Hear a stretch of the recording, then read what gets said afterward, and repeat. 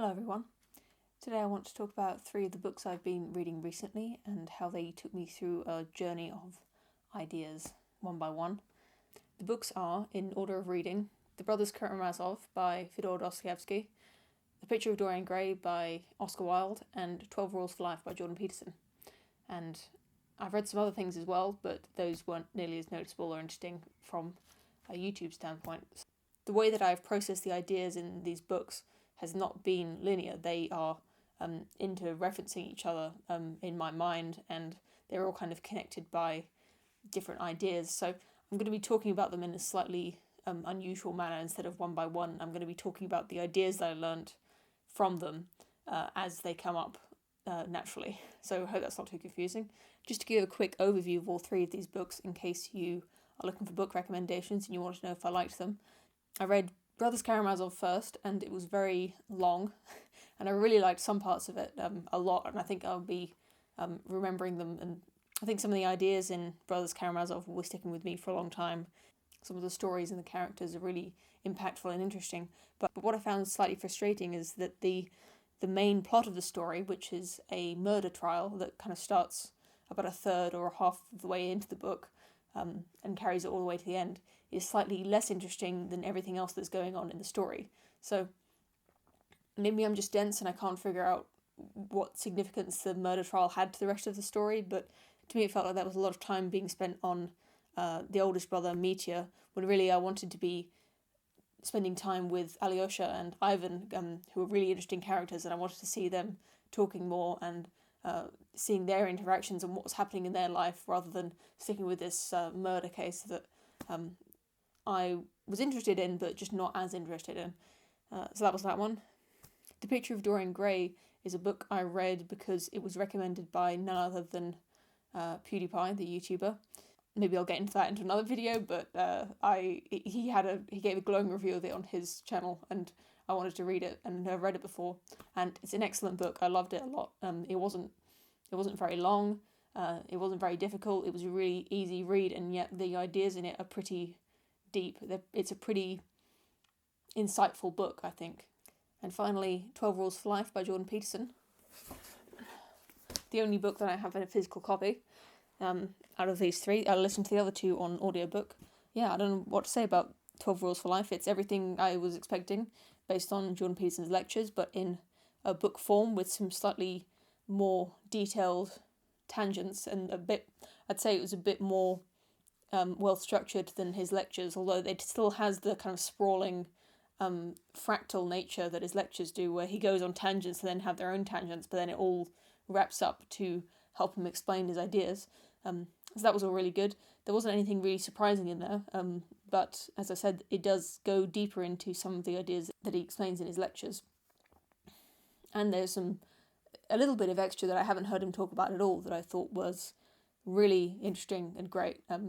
Some of the chapters did feel a bit like I was revising things that I already heard him say, and some of them were completely new almost, based on things he just touched on before that I'd heard him speak a little bit about, that he actually went into some great detail on in these chapters. So yeah, if you're a fan of Jordan Peterson, yeah, you should read it. I'm sure you already have it if you like him, but even if you don't like Jordan Peterson, perhaps you should consider it as a good introduction to his work. I'll start off by talking about what I learned from reading The Picture of Dorian Gray, which, if you don't know, is a story about a young man called Dorian Gray who becomes friends with a great painter and an older gentleman called Lord Henry. When Dorian has his portrait painted by his friend at the start of the book, everyone talks about how beautiful the painting is and how beautiful Dorian is himself and how beautifully the painting captures his youth and beauty. Dorian wishes that he could stay young forever and that the painting would age instead of him. And sure enough, that is what happens. And that's all I thought the story really was when, before reading it, that's what I thought the story was about. It was about a man with a cursed painting that gets old and he stays the same age, like a kind of a zombie film or something. But the painting is really an allegory or a metaphor or a physical manifestation of the corruption of Dorian Gray by his friend Lord Henry, who puts all of these ideas in his head through this rhetorical speaking that he I think he himself only half believes. Lord Henry, he talks about all of these ideas and philosophical musings that Dorian's never even heard before, and Dorian's so impressed that he's fascinated by it, and he absolutely believes everything Henry tells him, and it has this corrupting influence on his life, and he becomes cruel and uncaring for the world, and he makes all these mistakes, and he lives this debaucherous lifestyle, but instead of it being reflected in his own body and his own face, it shows on the painting, and things just get worse and worse from there. It's a really interesting story. I liked reading it a lot. What it really got me thinking about was the power of rhetoric and persuasion. I talked a little bit about this when I made a video about Jacob Rees-Mogg, and I mentioned Scott Adams and the idea of the master persuader, and he believes very strongly in the idea of persuasion and how certain people can be extremely good at persuading others to believe what they believe, or they can persuade people to believe things they themselves do not even believe. I mean, it's most noticeable when you see these people who are persuaded to join ISIS or to join a cult, where they are otherwise regular people who've been convinced by these very persuasive ideas, and they've been sort of brainwashed. I started to wonder if perhaps Jordan Peterson could be one of these master persuaders. I don't think he's doing it intentionally, but his ideas have a huge impact on the people who hear them, and it's a product of his charisma and his and the way that he talks about things. I think is incredibly engaging and persuasive, especially to a certain kind of person like myself.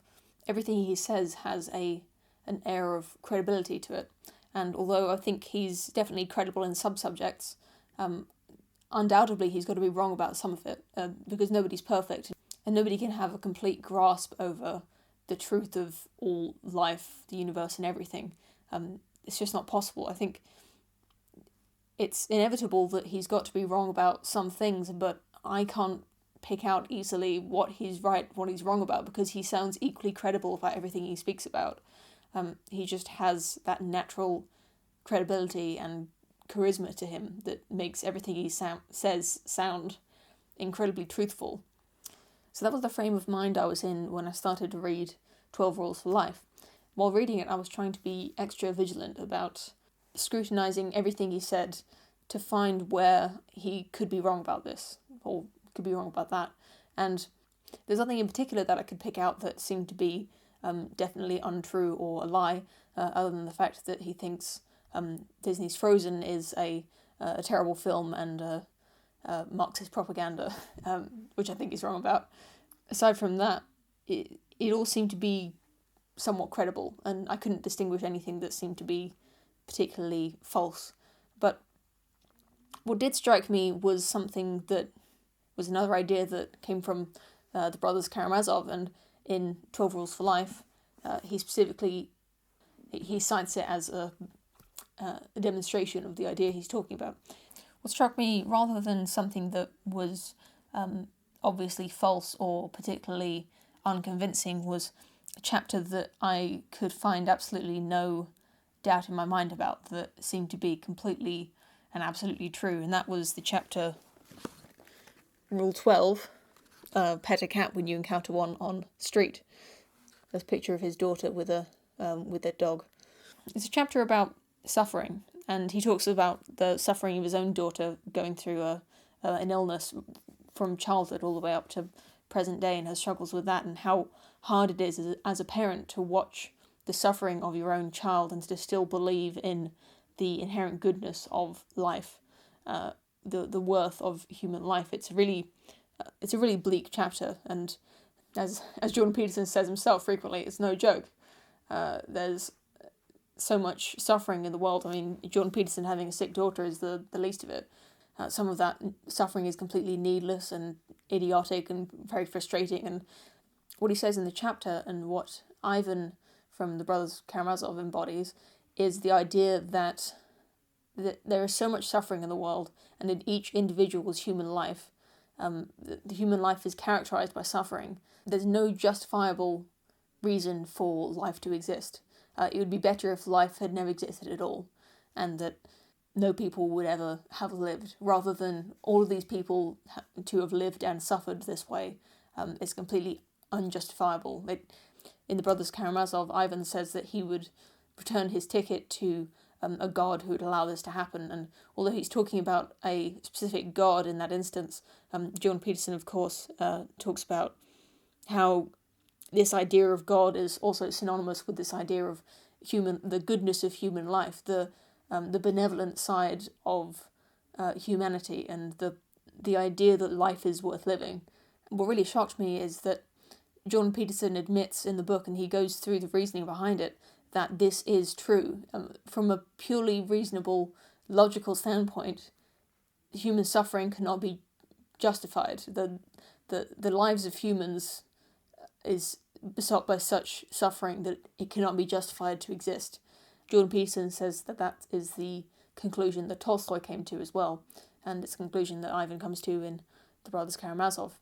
What he says in the book, and this is what I think is really utterly true, and I couldn't poke any holes in any of it. I had absolutely no doubt in my mind that it is true, that to believe that human life is not worth suffering, even if it's true, it leads to a mindset that will only cause more suffering, and therefore it's an unuseful idea at the very least, even if it's factually accurate. To allow that idea to seep into your mind is to give up, and to give up is to just create more suffering around you, for yourself, for your family, and for the world at large. The world would be better if everyone in it believed in the inherent good of life, and they believed that life could be good, and they worked towards that good.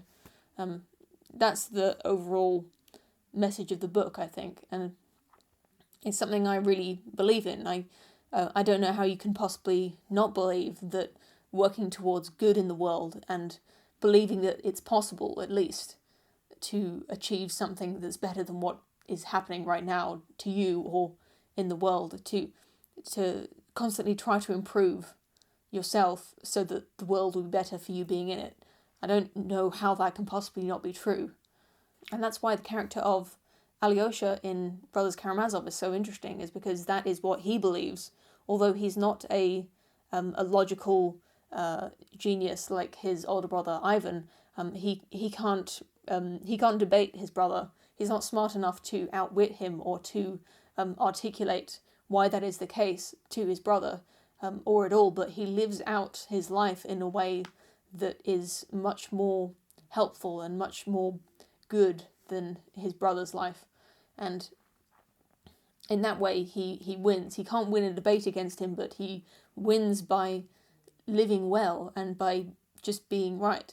And that's why I wish the book was just about him, because Alyosha is such an interesting character, and at the start of it he's set up sort of as the main character, but his part in it sort of gets downplayed towards the end. And again, maybe I completely missed the point of the story, and I hope that was an interesting review of those books, and please tell me if you've read any of them and what you thought about them, and if you think I'm wrong about them. I would definitely recommend 12 Rules for Life and Picture of Dorian Gray, although I think The Picture of Dorian Gray is definitely the most widely recommendable. I think I don't think there's anyone who couldn't enjoy this book, above the reading age of 13 almost. It's got something there for everyone, but 12 Rules for Life and definitely Brothers Karamazov is definitely for a certain kind of person, I think, who doesn't mind getting really deep into very long, slightly gritty books. As always, thank you for watching, and please leave your comments below.